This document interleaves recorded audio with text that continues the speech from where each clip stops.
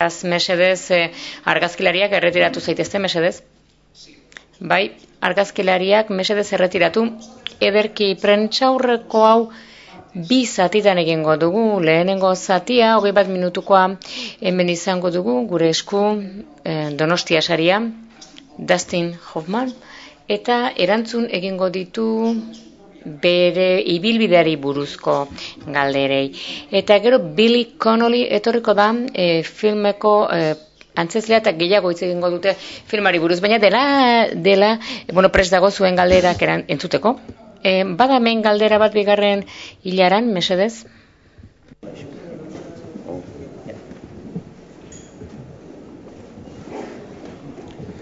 You don't need this one for the first question. Yeah.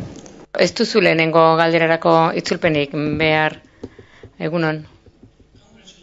Zorionak zure filmagatik, zorionak zure sariagatik eta zure karrera, baina bi galdera ditut, lehen galderak, behin izan zen nuen zure ama nolabaiteko eredu bat izan zela zuretzat, Doroziren antzekoa izan zela. Zura amaren ze karakterizazio hartu duzu horretarako, eta ze karakterizazio ondoretu duzu, hartu duzu erentzen zura amangandik, eta ez duzu inoiz pentsatu antzezle bat, Dustin nahiago dutela dena bere kabuz egitea, ez duzu pentsatzen behar bada, antzeza batzuk nahiago dutela dena bera egin, beraz, ez zenuke aldatu nahiko ezer pentsatzen duzun graduatuaz orain. Ze galdera nahi duzu erantzutea lehenbizi? Nire ama etzen, ez zituen, netutzi deitzen zian, amak etxikian nintzanean, beraz titula beraren gandik hartu nuen, izena beraren gandik hartu nuen, nik esango nuke emakume bat bazegoela, nik ezagutu nuela antzezle gisa, eta etzela fisikoki erakargarria, eta uko egin ziola lan egitea usteari.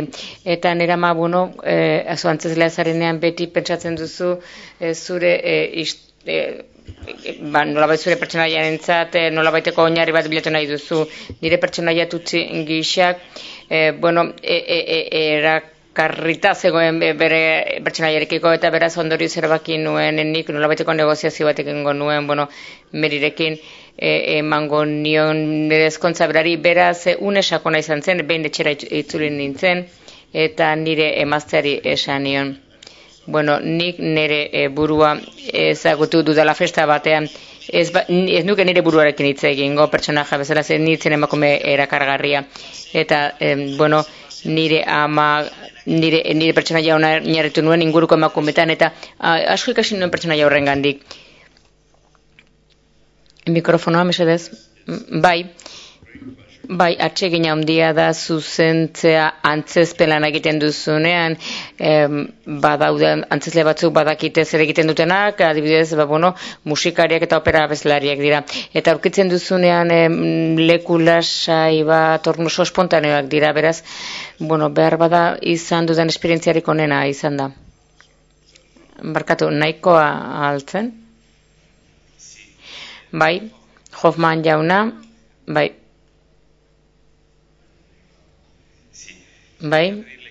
Eskatuko dizuta ahalegin bat egiteko eta atzera egiteko 40 urte atzea egiteko, hau da, oso ibilbide luzea baituzu, oso aberatsa. Zuk zara benetan bere esperientziaz, esan Pekinpakekin izan duzune esperientziaz, Pekinpak desagertu da dagoeneko. Interesa handia nahi dut jakiteko ze esperientzia izan zenuen Straw Dogsen son Pekinpakekin. Bai, Sam artista hautsa zen, eta, nik esaten dudan guztia, esango nioke, bera biziri bazegoen, beraz ez ditut ipuia kontatuko edateko arazoa zegoen alkolarekin, eta behazen lehenengo filman, eta lanean hasi zen, utzi behar izan zuen edaten ari zerelako, eta 2 aste geroago hasi behar izan genuen, ospitalean zegoelako, eta orduan, han edan egiten zuen ere isilka.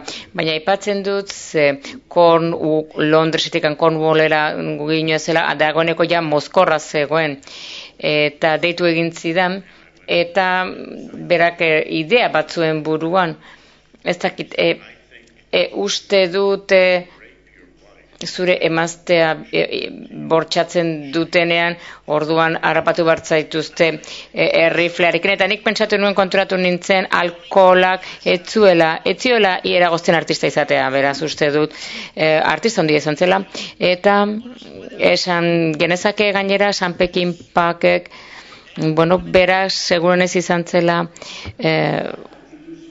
oso, hemen aurkeztu behar dizuet, nire hau da Lucy Bebe, bera da kastinen arduraduna, banaketa honen arduraduna, bera aurdun zegoen, aurrarekin hasi baino lehen, eta orain bere bigarren umea izan du.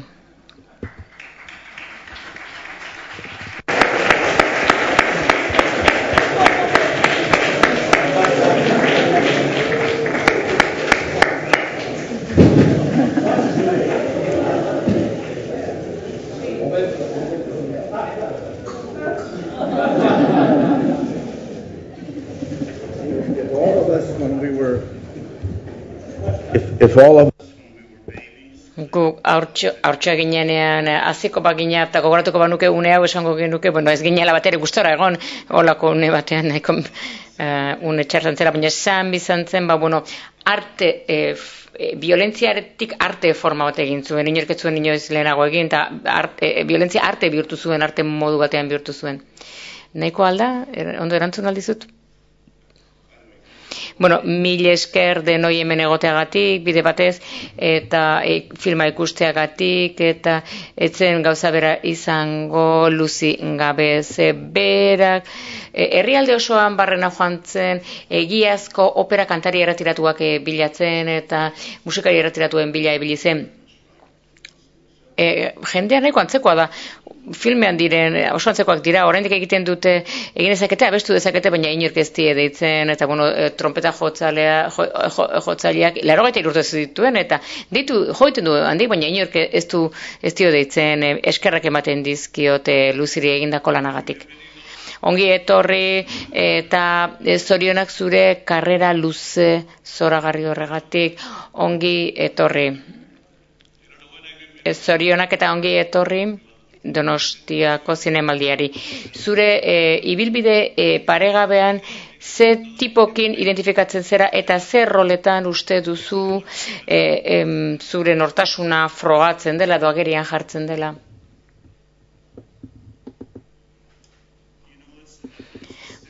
Uste dute misterio txuxamarra dela, bazakitegia esan. Zuk irakurtzen duzu historio bat, eleberri bat, edo margolan bat ikusten duzu, edo film bat ikusten duzu, zure burua arkitzen dituzu babesleak askotan eta ez dakizu zergatik.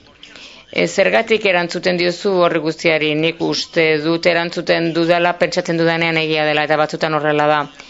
Hau da, nolabaiteko nik bizi ez dudan zerbait antzesten dut azken batean, baina bat dut sentimendu bat, nolabaiteko barometro bat dugu, egiaren barometro bat gure barruan, eta batzuetan egokitu, tokatu, ukitu egiten dizu hor barruan duzuen fibra bat, eta jolasunen parte dena, bizitzaren jolasaren parte dena.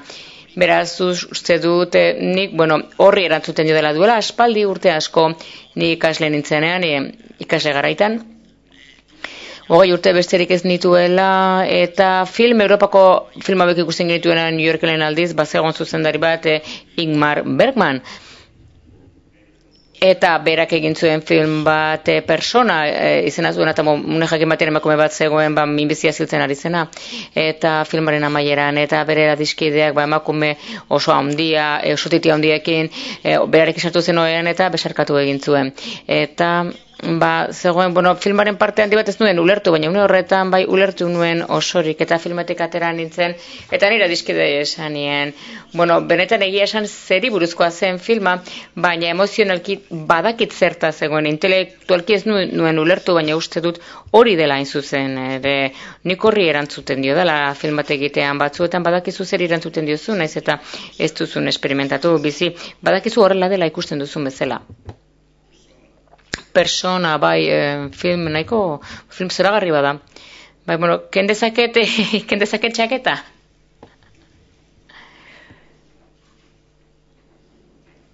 Eskerrik asko, markatu. Kaixo, desertik naturela ematen du. Aurrera. Kaixo, kaixo. Elkarrezketa batzuetan zuk esan duzu azken urteetan komplikatuagoa egin zaizula rol interesgarriak aurkitzea antzezle gisa. Zein neurritan egoera horrek mugatu du 50 urte lanean ibili ondoren azkenean erabakitzea zuzendari izatea zure lehen filma egiteko. Zuzendari gisa, alegia. Egia esan gogoa izan dut zuzendari izateko aspaldian izan ere ni aktore lana ikasten hasi nintzenean, nik antzezle asko ezagutzen nituen, eta eszena batzuk zituen, eta zuk zuzendari izan barko zenuke, esaten zidate, baina, pentsatzen nuen zuzendari izan ez gero, ez zingo nuela antzezle izan, eta porrota izango nuela, badago film bat Straight Time, izena du inglesez, eta espetxean izan dako perso batenaz da, eta horretan lanean ibili nintzen, idazlearekin, gidoilariekin, eta kartzelan egondako preso bat zen, eta urteak eman nituen San Quintin presitatzen, eta urte asko joten nintzen ara, eta zuzendaria izan behar nuen, eta kastina egin behar nuen, eta dena egin behar nuen, eta gidoia ere egin behar nuen, baina gero hasi ginen filmatzen, eta ez zuten playbacki, beraz, nasi egiten nintzen ea toma hona zen edo ez, beraz, zinematografoak esaten zuten, hori toma hona zen, eta aurrera jarretuko dugu, eta muntaiakoak esaten zuen, ez, egin ezagun berriro. Beraz, akatsa handia egin nuen film horrekin, eta nire buru ere esan nion, honek alde egin behar dut, eta utzi egin behar dut, dio zuzen da irizatari horrek traumatizatu egin ninduen, eta denbora asko berri izan dut, beraz, azkenean erabakitzeko zuzendari izan zuzendu nahi nuela, film batzuetan, pertsona batzuk, ben hiru lau aldiz ezkondu diren pertsonen berrizeten dugu, eta espligarrenean aurkitzen dute beraiek nahi duten emakume egokia. Zuzendaritzari buruz azkenean aurkitu dut hainbeste urte antzezle izan ondoren 6 utxegite egin ondoren, ezak izergatik tarratu dudan hainbeste. Baina nire adinera iristen zarenean, hau da, pertsonaiak nagusiek, 30-40 urte dituzten nagusiak eta pistola bat balin badera mazu, urte gehiago izan ditzakezu, baina nik ez dara bat pistola bat, nik ez dut horrela egiten, baina ondorioz pertsonaiak, eskentzen dizkuten pertsonaiak bidimentsionalak izaten dira, zen jadanik ez dago denbora nahikorik pantailan 3 dimentsio izateko, eta zentzu jakin batean, mimatu egin naute, eskeni dizkidaten paperekin ze urte askoan interpretatu dute paper nagusia. Espero dut erantzungo nizuela, edo, ez zaude pozik. Eskerrik asko.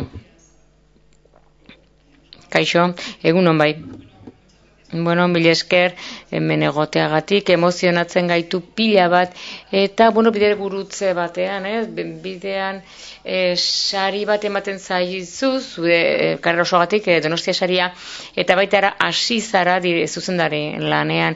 Topaketa ederra iruditzen zait, eta hori komentatzea, ematen du amaiera dela, baina hasiera ere badaz zuzendari lanetan hasten zara. Eta gero, baita ere, ezin dute saiestu filmak egiten du, erreferentzia bat egiten dut, hau da, artista baten bizitza ez dela inoiz amaitzen, ez? Ez dut uste, baina ez dut uste pertsona baten bizitza bukatu egiten denek. Billy Connolly gero torreko da hitz egitera, bera filman parte hartu du, behin esan zuen, ni galdetu nion, ze irutzen zaizu film hau, zerit buruzkoa dela uste duzu, eta esan zidan, ez hilda egon arte, eta hori uste dut filma horri buruz dela. Eta saiatzen da ikuspegi bat hartzen, hau da, zure gorputzak estimatu egin behar du, zenbat eta zarragoa izan, gazteek ez dakite zer den tokatzen zaien arte.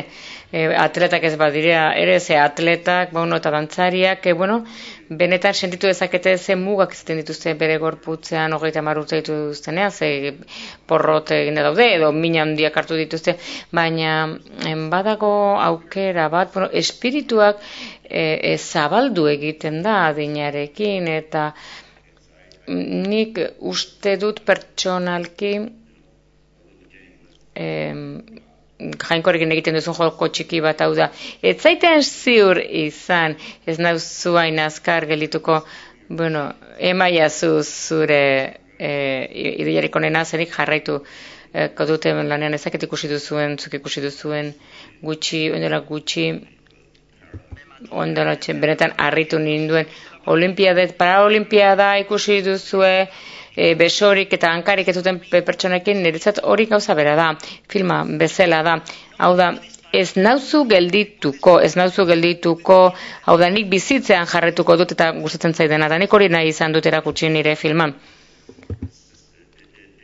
Hau da, gizakia izatea, ustez nendi naizela zarren hemen, gizakia izatea oso esperientzia interesgarria da, ze zu ez zara pertsona bakarra, pertsona bat zara, zure nerabezaroan, guztiz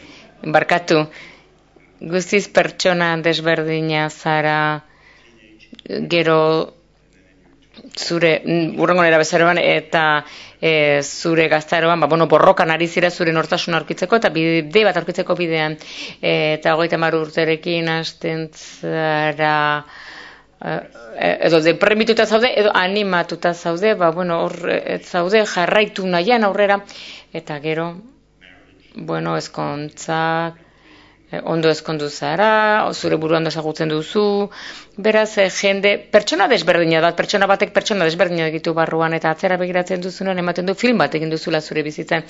Hau da, duela aspaldi ikusi duzun filma, beraz, gustatzen zait, hau da, ze gustatzen zaizu filmari, gogoratzen naizune bat, eta une honetaz ere gogoratzen naiz, eta ez ditut eszena guztiak, baina gustatu zitzaidan filman. Bizitza horrela da film bat bezalakoa, gogoratzen duzu une bat, beste bat, eta hurrengoa.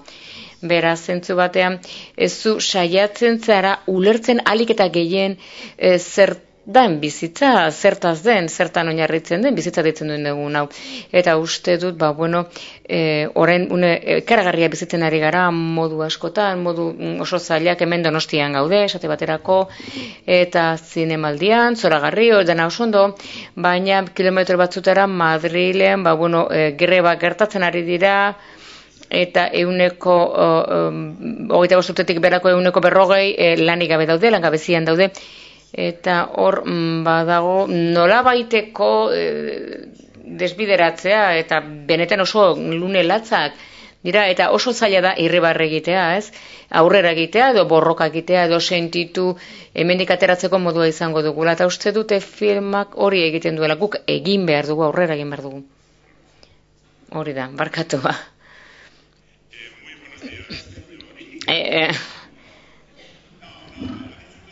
Gauza oso interesgarri bat esan duzu, barkatu.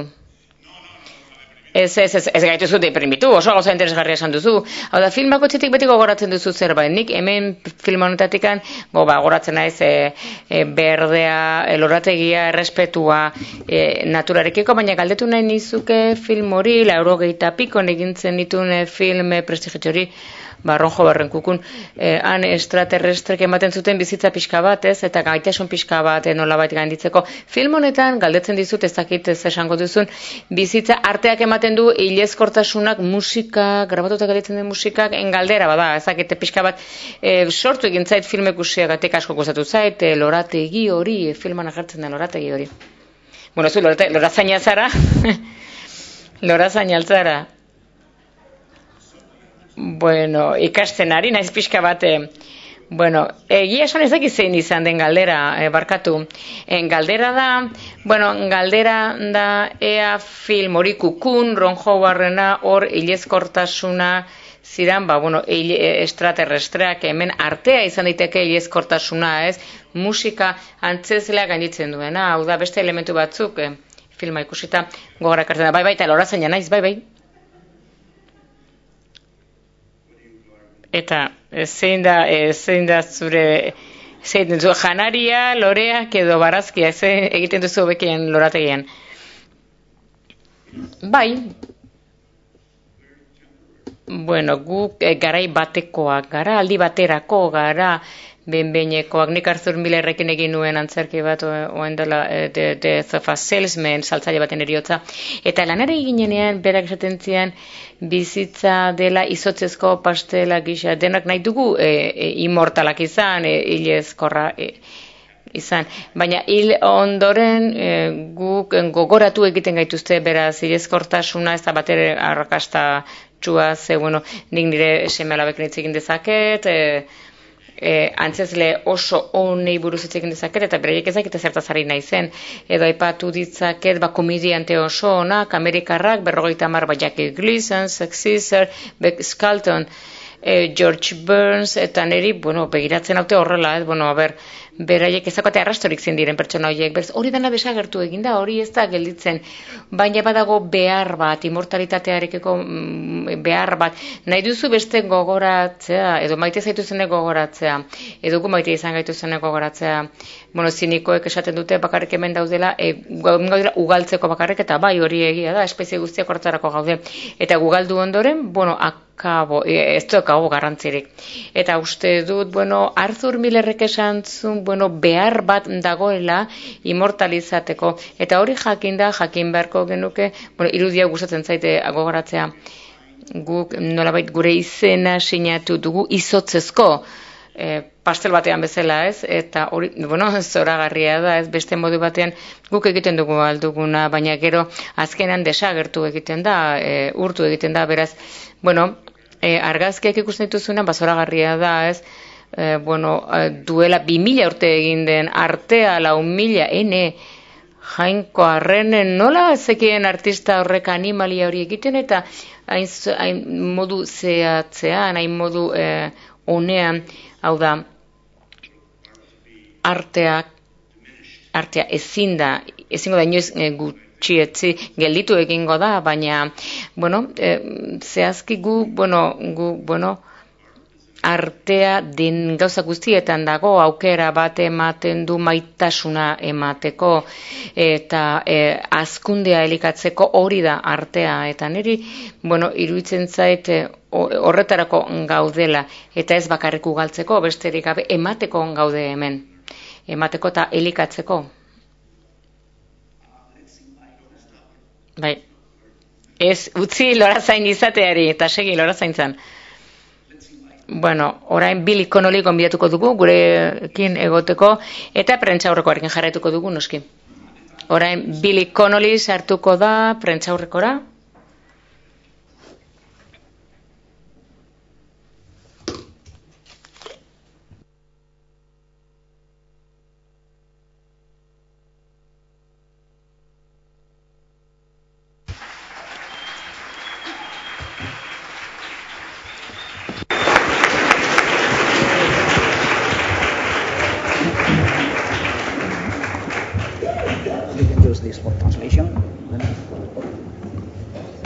Bien, adelante, estaba... Aurrera galdera bat zegoen hor eskuinean, uste dut mikrofonoa baduzuela. Zuti jarriko zara, mesedez? Bai, urrengo galdera, mesedez, urrengo galdera. Ni ere zartxoa naiz, eta inolako arazorik gabe altxatzen naiz, bai. Ez dut, inolako arazorik altxatzeko ez dut arazorik. Eta galdera bat egin nahi dizut oso laburra, ze batzuetan esaten dute, zein dan galdera, ni oso laburra izango naiz. Musika eta zartzaroa ematen du oso nasketa egokian dela arrakasta izateko, baina zuk uste duzu film horrek arrakasta izan dezakela gazteriarentzat, ze argi begibistan dago gazteak alde batean daudela, eta guzarrak beste alde batean, ez? Eskerrik asko.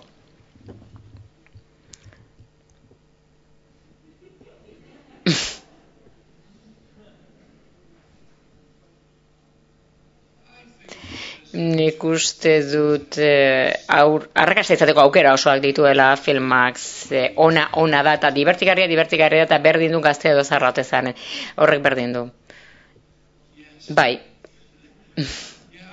Bai, ez dut uste bereziki garrantzitsua dela adina, ezar guztiek esaten dute hori, baina nik uste dut adinak benetan, puntu bat dela eta bere esan ere baduela.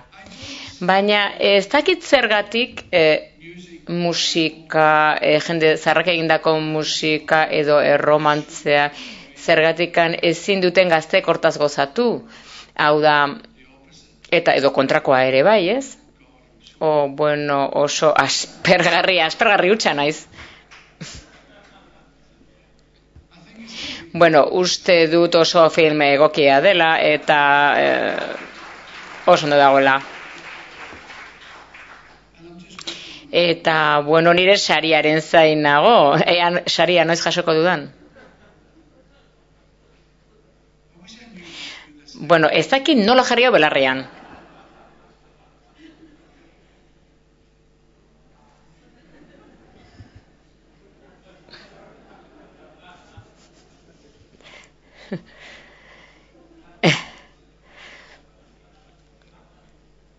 Hobeto bai, askoz hobeto. Hori da zuzentzea. Ez, hori da zarra izatea.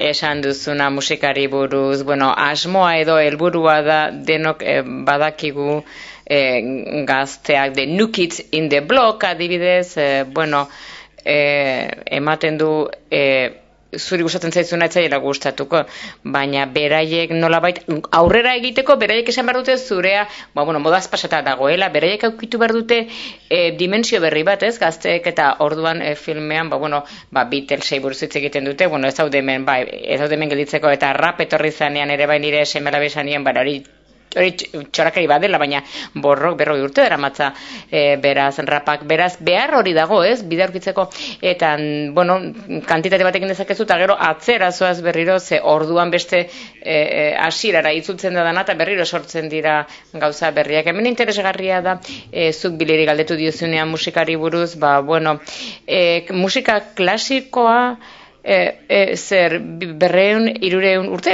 besterik ez ditu, eta aldez aurretik, Elizako musika zegoen, musika religiosoa zegoen, eta hemen gaude denak filmak, zinemaz gozatzen, baina, nik soinua baina zarragoa naiz, hau da, ia soinua baina zarragoa naiz, hau da, soinua iritsi zenean, ni soinua baina zarragoa naiz, soinua 1980ean, ni argia baina zarragoa naiz, baina hemen ni kolore batzu baina zarragoa naiz, zintzuk, urdina eta berdea,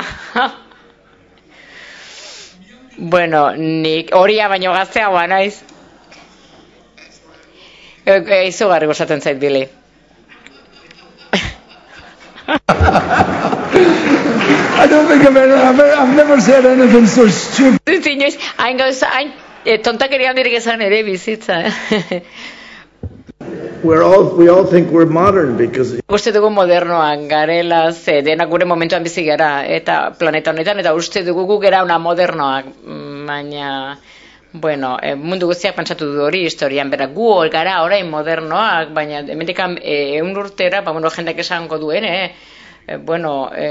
zerein maldi hori denak izaten dituzte, eta arte forma, eta 100 urte besterik ez zuen, zinemak, eta bere haurtzaroan zegoen, hori da guretzat benetan erakargarria, hau da, olako Donostia bezalako tokiak egotea, ez, ospatzea eta besarkada bat eske ematea zinemari, eta baita ere elkarren artean Donostiako jendea ez da bakarrik zinea saltzea kanen bezala, baizik eta hemen pertsonak eta, besarkatu egiten dute arte forma hau, ez? Zinemaldia. Zinema. Kaixo, entzuten didazu? Galdetu nahi diote Destiny eta bereziki Billiri, ahaztu nitaz. Esan duzu Dustin lehenbizi, beraz, utzi nazu ni alde batera. Nik orduan, nahi balin baduzu nik esatea, lehenbizi nire izena esan. Ez kasurekin, lehenbizi nik esango dizut. Galdetu iezu berari. beste gauza bat. Bueno, aurrera.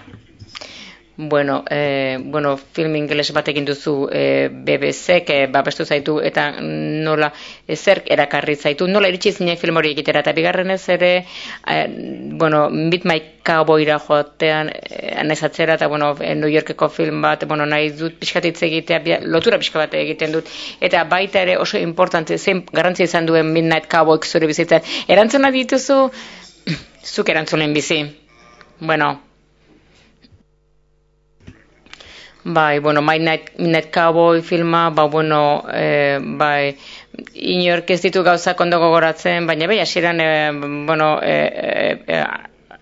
jendeak, altxatzen zen eta joan egiten zen, jendeari zitzaion gustatu, ze uste zuten filmak, etzela, isa pelikula bat zela, uste dut Oscar erabazi duen lehenengoa izan dela isa, izan zuen gero R jaso zuen, baina Josh Schlesinger asko kritikatu zitzaion, Britaniarra zelako, eta satirizatzen ari zelako, edo karakterizatzen ari zelako New York eta ez zelako horrela, eta egunduko egurra mantzuten horregatik.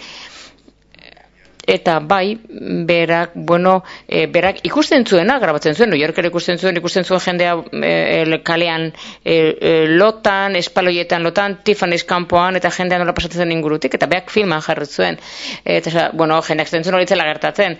Eta niretzat, benetan gidoia irutu zitzaidan oso erakargarria, bosta jola Britaniarra izatea zuzendaria, ni, antzesten, hainitzen oso, denbora asko bera izan nuen ondo ulertzeko filma, eta film hau etzen desberdinagoa, hau da, dantzari buruzko filmatere izan daiteke, hau da, atletak hau da, nolabaiteko doai bat duzu hor, eta gero desagartu egiten da, beraz, opera abeslarientzat ere bai atletekin gertatzen zaie, 5-6 urte dituze, eta gero joan egiten zaie bere gaitasun hori, baina, Billy mesedez zure txanda da.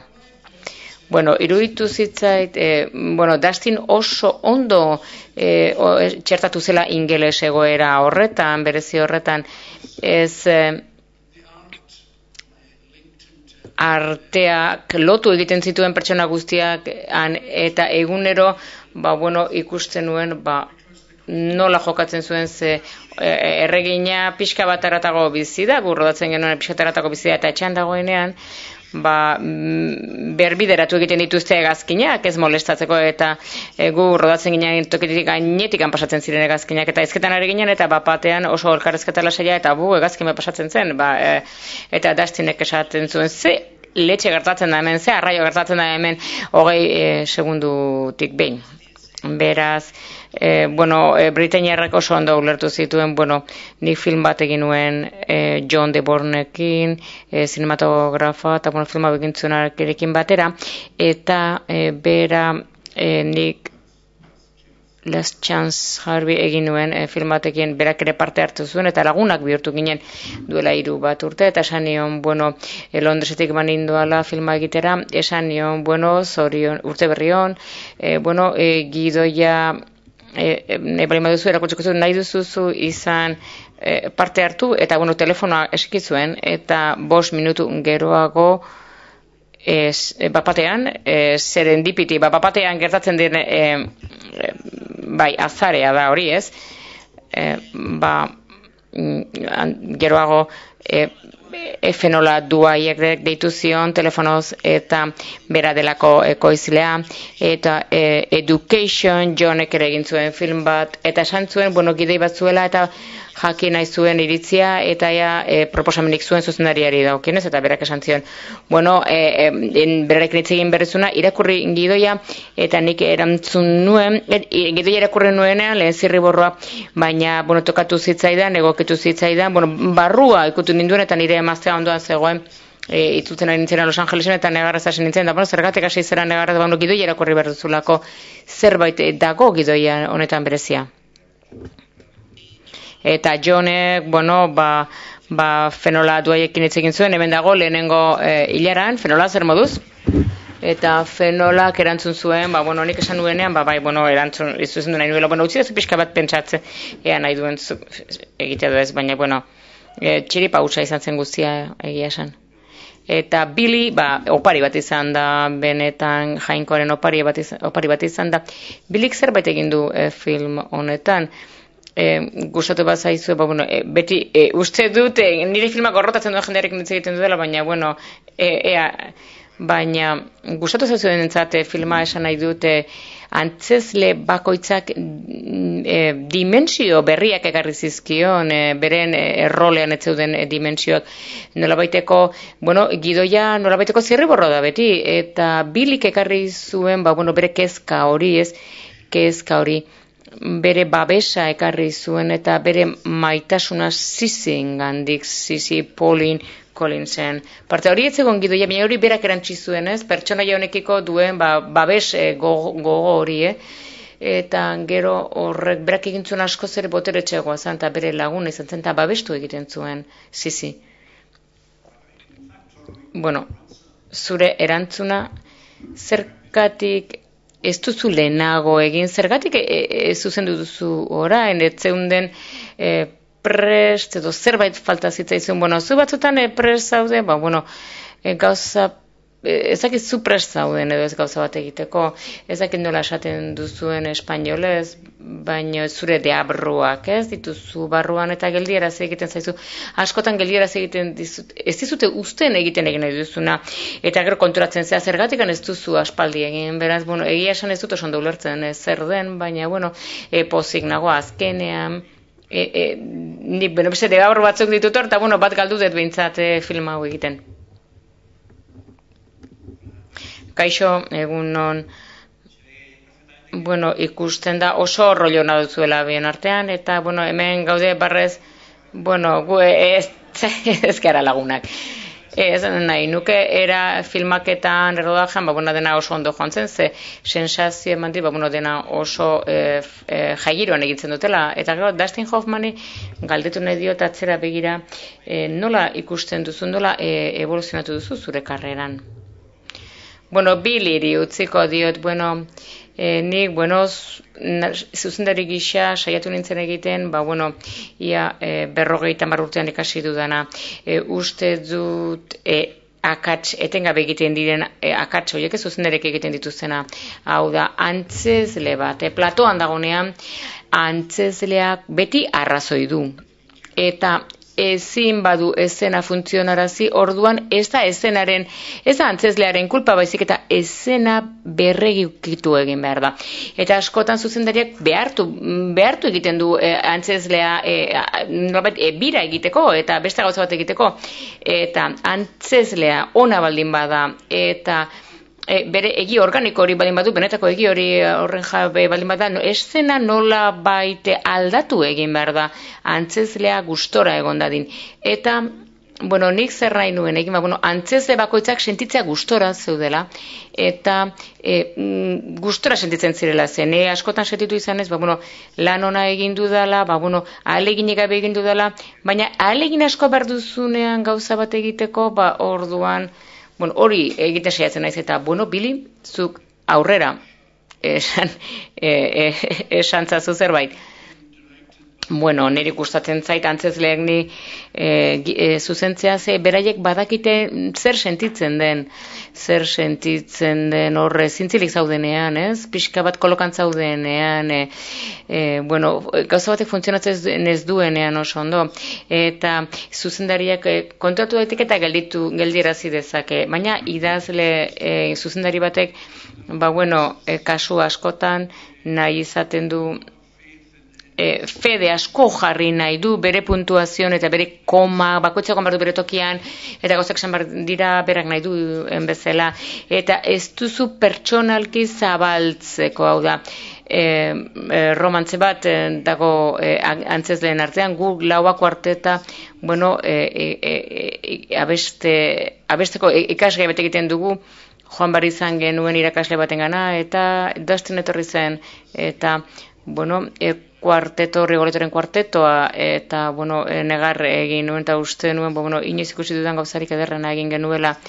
Ez genuen benetan abestu, baina, praktikatu genuen, eta, benetan, unkegarria izan zen. antzezleak zinen, ez ziren opera kantariak, baina egin zutenean artearen esentzia, hori opera abeslariaren esentzia atera zen filman, eta orduan ematen, beraiek opera kantariak zean, eta etzen ikusi behar nola Pavarotti ateratzen zen bikoiztuta beren ahotik, baina beraiek benetan antzezu zutenean kuartetoa, esentzia edo nortasun hori atera zuten barrutik. Zorionak filmakatik benetan gozatu dut, zorionak bioi. Non zaude? Han, kaixo, galdera bat biontza da, nahi duna hasi dadila, hau da, benetan, harritu nau, artista bat alde batetik prest daude antzezteko opera gisa, hau da, opera abeslari gisa, hau da, beraiek antzeztu egiten duten, antzezle gisa jardun dutenean, zer sentitu dute, eta adina ere, zaila izan da beraientzat, benetan memorizatzeko, gidoia memorizatzeko, edo beste ikuspegi bat erabili dute lan egin dutenean. Lehenik eta behin nik Luzirekin egin nuen lehen gauza izan zen, gidoia irakorri ondoren fenolari esan nion ere ezin dut hau zuzendu, hau da nik ez kontratatu baituta antzezleak eta itxura egin antzezleak direna, aktore nagusi, protagonista nagusi bezala, ezin dut, ezin ditut antzezleak kontratatu eta itxura egin, instrumentu bat musikatresna bat jotzen ari denera, benetako abeslariak eta musikatresna jotzaileak berretut. Eta, aurkitu behar ditugu, berai denak 70, 80 urte zituzten, eta behin bildu genitunen Luzin, lur osoa, planeta osoa ibili zen bila, jende honen bila ibili zen, eta bilik ere esan dezake, baina inoiz ez dugu bizi horrelako zerbait, ez dakizu egia esan film batek funtzionatuko duen edo ez, oraindik ez dakite, oraindik ez da estrenatu, ez dakit funtzionatuko duen, behar bada, hau izan diteke modu bat, guri ostika da bat emateko, baina pertsona hauek, bikainak izan ziren bere garaian, La Eskalan abestu zuten, eta oso ezagunak izan ziren, eta oso onak, eta antxe zeuden gure filman, eta pantailan agertzen direnak, 70 urte dituzte, 80 urte dituzte, 80 emakume bati abesten diote zorionak han filman, eta berak onartu zuen, 87 urte, gubagenekien zarragoa zela, baina esperientzia bikaina izan zen beraientzat lana onartzea, eta urteetan ez zuten telefono dei bat jaso. Hau da, kulturak zergatik gelditzen den, zergatikan ez zaie deitzen oraindik ere abestu dezaketen jendea deitzen, behar bada ez dute hain maila lehen gazterako mailarik, baina hor daude parte hartzeko. Baina oso, trompeta jolea, oso ona zen, eta egunero etortzen ziren goizeko 6etan, 7etan lan egitera, eta aurrekontu gutxi txikiak genuen, baina orduta piloak sartzen zituzten eguna joan eta eguna etorri, egundoko pasio eta energiarekin uste dut, hori zantzela alderik onena, beraiek benetan lan bat zuten egiteko. Eta, gero badago zati bat, oso serio hartzen zuten bere lana. Zegoen, ni hainaiz ez da baidatzen gidariarekin, hau da ze abiadan doan, baina ondoren, barre egin nuen, gurpilduralkian zegoen emakumearekin, eta, berak egia esan, bere kabuz egin zuen hori, hau da, eta horregatik, nik azkenean dena ez zegoen antzeztuta, hau da, gauza asko antzestu gabe ziren, hau da, gauzak bere kabuz ateratzen ziren, Luzi bidali zidanean pertsona hauen grabazioak, emakume honen grabazioa bidali zidan, eta berak proba egin zuenean, bera opera kantaria izan dakoa zen, ahaztu egin zitzaizkion hitzak, eta arrun Luziri esan nion, hori manden den behar dugu, ez? Galdetu, eskatu genionean abesteko azken minutuan, eta berak esan zu, bere pijamatan edo zeon, eta bai, hitzak esan zituen, baina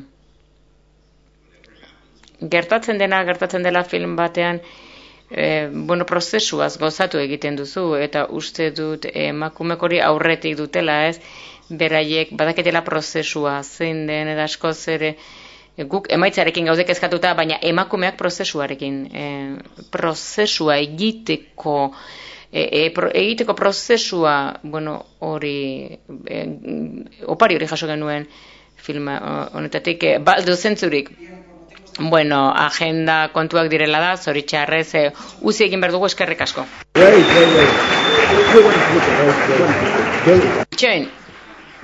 Itxoin, bost